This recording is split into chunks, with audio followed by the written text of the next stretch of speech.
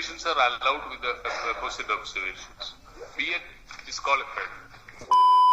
Hello friends, कल से जब ये इन्फॉर्मेशन आई है कि छठे चरण से बीएड वालों को बाहर कर दिया गया है, तब से बहुत सारे मैसेजेस आप लोग हमें कर रहे हो और बहुत निराश हो, बहुत डिसअपॉइंटेड हो। हम समझ रहे हैं इस बात को, और आप लोगों का यही है कि किस बात पे या किस चीज़ों पे किन किन की नौकरी गई है।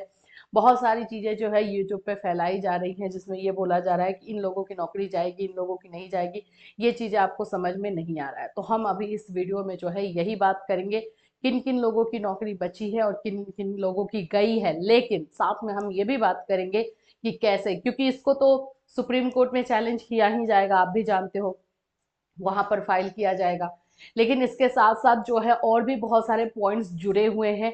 अगर वहां से कुछ डिसीजन आता है, वहां पे पॉइंट रखा जाएगा, तो कुछ बदलाव इसमें देखने को मिल सकता है। तो इन सभी चीजों का डिस्कशन इस वीडियो में हम स्टार्ट करते हैं। फ्रेंड्स, चैनल पे अगर आप पहली बार विजिट कर रहे हो तो चैनल को सब्सक्राइब कर लेना, बेल आइकन क्लिक कर देना, जिससे बीएड वर्सेस पीटीसी से रिलेटेड कोई भी इंफॉर्मेशन हम आपको अपलोड करें वीडियो के थ्रू, तो आपको जो है इमीडिएट इन्फॉर्मेशन मिल जाए। चलिए, पटना हाई कोर्ट का ये जजमेंट, ये ऑर्डर है। इस ऑर्डर में जो जो बातें कही गई हैं, मैं आपको वो समझाऊंगी, एकदम अपने सामान्य भाषा में, बोलचाल की भाषा में ही समझाऊंगी।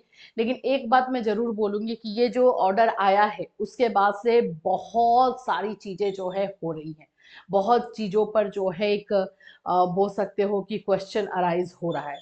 मैं ये बोलूंगी कि जो 2020 में ये चीजें जो स्टार्ट हुई, तो उसमें एक बात क्लियर था कि पटना हाई कोर्ट के इंटरिम ऑर्डर के बाद ही जो है बच्चों ने ज्वाइन किया है।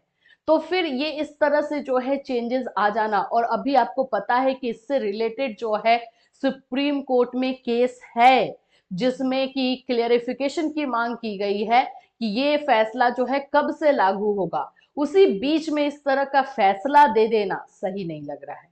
सही इसलिए भी नहीं लग रहा है कि एक तो देखो, मानो कि आगे जाकर के बीएड वाले जिनकी नौकरी गई है वो रह ही जाएगी, वो पता है कि आगे जैसे जैसे प्रोसेस जाएगा। अगर 2020 बिहार का अगर नौकरी गया यहाँ के बच्चों का, तो जाहिर सी बात है कि बाकी और जितने भी वैकेंसीज आई हैं और जिसमें बच्चे फंसे हुए हैं, चाहे वो यूपी वाले हो जाए, एमपी हो, छत्तीसगढ़ हो, ऐसे बहुत सारे मामले जो है वो फंसने लगेंगे।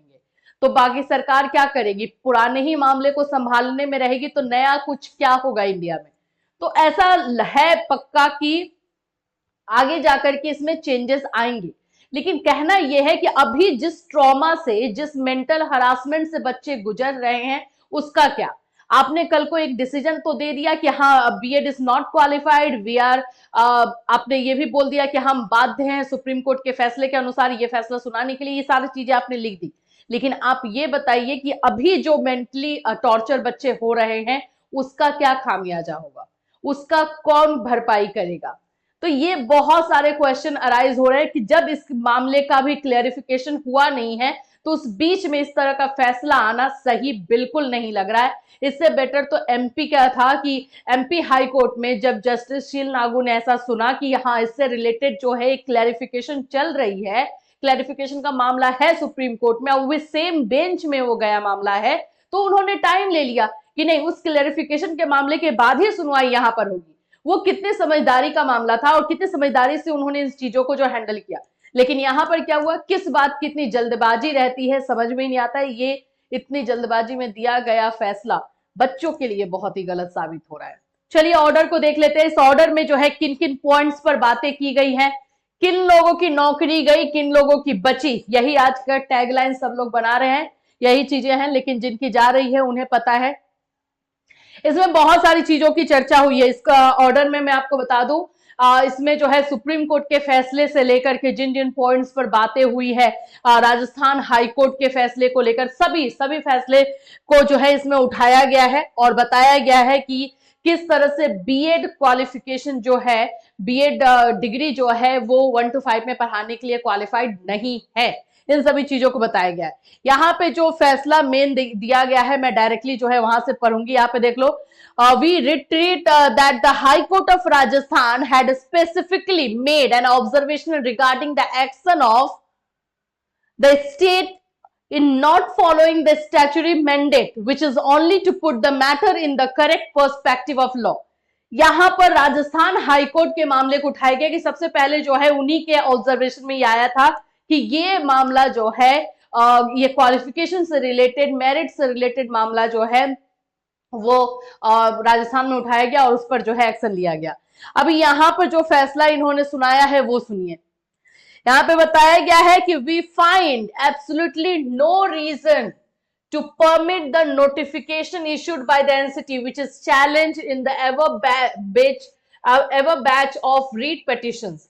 यहां पर डायरेक्टली ये बोला जा रहा है कि हमने पूरा ये जो एनालिसिस किया, ऊपर में जितने भी नाम दिए गए हैं राजस्थान हाई कोर्ट से लेकर के जहां जहां पर इस मामले को उठाया गया सभी के बारे में बात हुई है, देवेश शर्मा वाले केस के बारे में बात हुई है। उसके बाद बोला गया है कि हमें अभी कोई रीजन नहीं मिल रहा है कि हम एनसीटी के जो ये रूल था, नोटिफिकेशन था, उसको जो है हम परमिट करें बिहार में, जिससे कि बच्चे बीएड वाले बच्चे 1 to 5 में ज्वाइन कर सके, which is challenged in the ever batch of read petition to be acted upon, though the selection is prior to the judgment of the Honorable Supreme Court.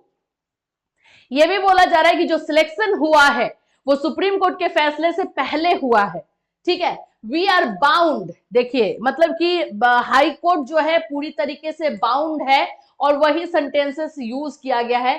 We are bound by the decision of the Honorable Supreme Court, and so is the state under Article 141 of the Constitution, which has been reaffirmed in Annexure P/12 order of the Honorable Supreme Court produced in CWJC number 16055 of 2023 by a 3 judges bench of the Honorable Supreme Court following Devesh Sharma. देखिए बोल दिया गया है कि हम supreme court के फैसले के अंतर्गत बाध्य हैं, हम बाध्य हैं कि हम ये फैसला सुनाएं। आप ही ऊपर में बोल रहे हो कि ये 2021 में जो भी ज्वाइनिंग की है बच्चों ने ये पहले किया है सुप्रीम कोर्ट के फैसले आने से, ये भी आपने मेंशन किया, लेकिन फिर भी आप बोल रहे हो कि वी आर बाउंड, हम बाध्य हैं इस फैसले सुप्रीम कोर्ट के फैसले के अंतर्गत जो है ये अपना फैसला सुनाने के लिए। वाह क्या बात है, ठीक है। चलिए मेरे ख्याल से इतनी जल्दबाजी नहीं होनी चाहिए थी। सेकेंड है आप लोग का पॉइंट जो डिसीजन में आया है, the writ petitions are allowed with the finding that the notification dated 28/6/2018 issued by the NCT is no longer applicable। 2018 जो गैजेट था एनसीटी का उसके लिए बात की गई है कि वो अब एप्लीकेबल नहीं है, इसलिए BEd candidates can not be considered eligible for appointment as a primary teacher, primary school teacher. तो जब 2018 का जो है वो गैजेट एप्लीकेबल नहीं है, इसलिए बीएड भी एलिजिबल नहीं है 1 to 5 में टीचर बनने के लिए, ठीक। It goes without saying that the appointments made will have to be revoked and the eligible candidates as per the original। ये भी बोल दिया गया है कि जो भी अपॉइंटमेंट्स हैं उसको फिर से जो है रिवॉक किया जाएगा और जो एलिजिबल कैंडिडेट है यानी कि डीएलएड वाले जो बच्चे हैं उन लोगों से जो है भर्ती करवाई जाए, यही चीजें बोली गई है। Notification of the NCT of the year 2010। अच्छा अब यहां पर हो रहा है कि 2018, अब यहां से क्वेश्चन आ रहा है किन लोगों की नौकरी गई और बची, जो बताया जा रहा है इसी के अंतर्गत है। सिंपल वे में देखो यही बात है कि भाई 2018 में जो गैजेट आया था वो बीएड को 1 to 5 में एलिजिबल मान रहा था, इसी को कैंसिल कर दिया गया है। और 2010 का जो नोटिफिकेशन है एनसीटी का, जो आज भी एनसीटी के साइट पर वहां पे मौजूद है, उसके अनुसार जिन भी बच्चों की ज्वाइनिंग हुई है, तो 2010 में क्या बोल रहा है भाई, तो 2010 में बोल रहा है कि बीएलएड करने वाले बच्चे, सुन लो बीएड नहीं है ये बीएलएड है। बीएलएड जो होता है 4 साल की डिग्री होती थी जिसमें कि बच्चे जो है बीएलएड का कोर्स करते थे और उसके अनुसार जिन्होंने बीएलएड किया है और उसके अनुसार जिनकी ज्वाइनिंग हुई है वो लोग एलिजिबल हैं, वो लोगों की नौकरी नहीं गई है। यही डिफरेंस है और इसी पे पूरी कहानी जो चल रही है। सिंपल वे में बीएड वालों की नौकरी गई है और डीएलएड, बीएलएड इन लोगों की नौकरी बची है। The state would also take a decision as to whether the vacant post falling vacant on such revoking are to be filled up from the merit list available with the state of the candidate eligible for appointment as a primary school teacher. तो यहाँ पे state को बोला गया है कि जो भी सीट्स खाली होंगे 22,000 स्टूडेंट्स इसमें से जाएंगे, 22,000 जो टीचर्स थे उनको हटाया जाएगा, तो उससे जो भी सीट्स खाली जाएंगे स्टेट को इंस्ट्रक्शन दिया गया है कि वो एलिजिबल कैंडिडेट के साथ इसको फिल करे। यही चीजें हैं।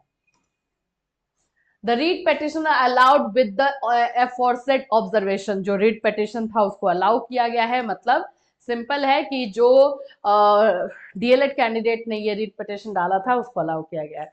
सिंपल ये समझ लो कि ये जो फैसला दिया गया है ये इसमें अभी बहुत सारे रास्ते खुल रहे हैं।